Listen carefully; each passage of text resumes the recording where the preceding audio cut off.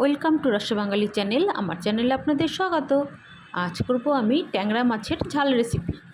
ট্যাংরা মাছ এখানে নিয়ে নিয়েছি বেশ হাফ কেজি। ভালো করে কেটে ধুয়ে পরিষ্কার করে লবণ হলুদ মেখে রেখেছিলাম।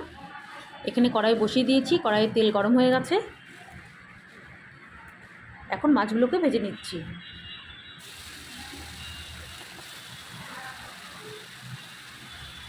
বেশ লালচে করে মাছগুলো ভেজে নিব। দুবারে মাছগুলো ভাজতে হবে।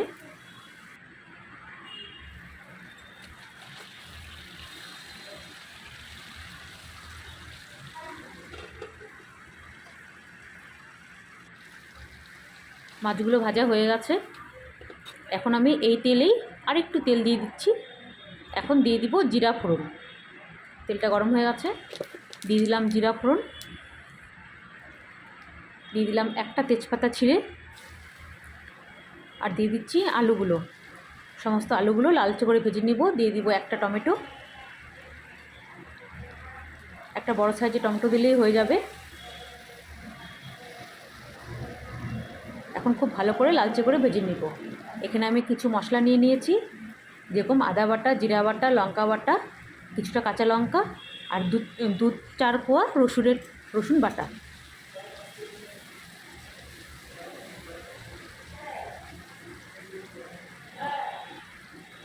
আলুগুলো লালচে করে ভাজা হয়ে গেছে। এখন সমস্ত মশলাগুলো দিয়ে দিচ্ছি, যেরকম আদা, পেঁয়াজ, রসুন, লঙ্কা আর কাঁচা লঙ্কা চেরা, জিরা বাটা, সমস্ত কিছু ভালো করে কষিয়ে নিচ্ছি। খুব সুন্দর করে কষাতে হবে, বেশ একটু টাইম নিয়ে, তাহলে তেল উপরে চলে আসবে। দিয়ে দিতে হবে আন্দাজ করে হলুদ আর লবণ। যে যতটা রান্না করবেন সেই অনুযায়ী দিবেন। আমি প্লেটে জল দিয়ে সেই জলটাও দিয়ে দিচ্ছি। এখন ভালো করে নাড়াচাড়া করে মিশিয়ে নিয়ে প্রায় 5-6 মিনিট ভালো করে কষিয়ে নিতে হবে, যতক্ষণ না তেল ছেড়ে আসে। খুব ভালো করে নেড়েচেড়ে মিশিয়ে নিলাম।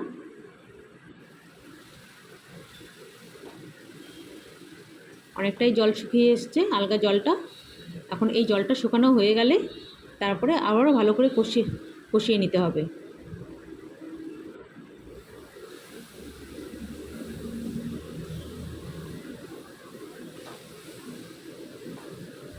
খুব সুন্দর করে কষানো হয়ে গেছে, আরও কিছুক্ষণ কষাতে হবে।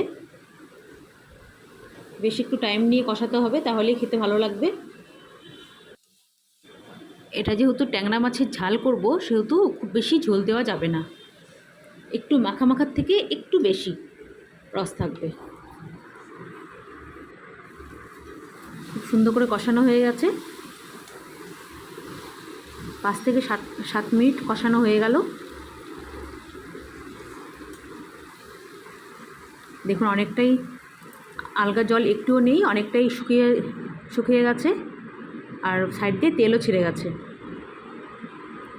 খুব সুন্দর করে কষানো হয়ে গেছে।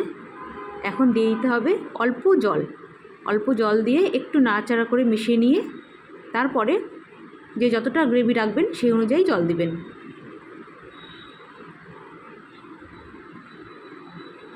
ভালো করে মিশিয়ে নিলাম। এখন আন্দাজ করে জল দিতে হবে, যে যতটা গ্রেভি রাখবেন।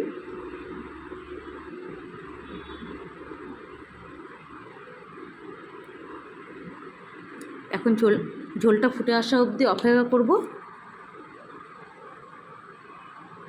ঢাকা দিব না, ঢাকা দিলে পুরো তেলটা উঠে আসে ঢাকনার সঙ্গে, যার জন্য এটাতে একটু তেল তেল হলেই খেতে ভালো লাগবে। দিয়ে দিলাম ভেজে রাখা মাছ।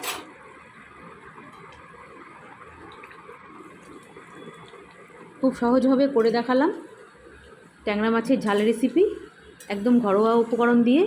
যদি রেসিপিটা ভালো লাগে please like, share and comment করবেন, আর অবশ্যই সাবস্ক্রাইব করবেন প্লিজ, আপনাদের কাছে অনুরোধ রইল। আর ভালো লাগলে অবশ্যই লাইক করবেন। এখানে দিয়ে দিলাম অল্পটুকু একটু চিনি, মানে চা চামচে আধা চামচ চিনি দিলাম, তাতে টেস্টটা ব্যালেন্স হবে ঝাল লবণের সঙ্গে। যদি আমার রেসিপিটা ভালো লাগে তাহলে প্লিজ একটা লাইক করে দিবেন। আপনাদের লাইক আমাদের কাছে বহুত মূল্যবান।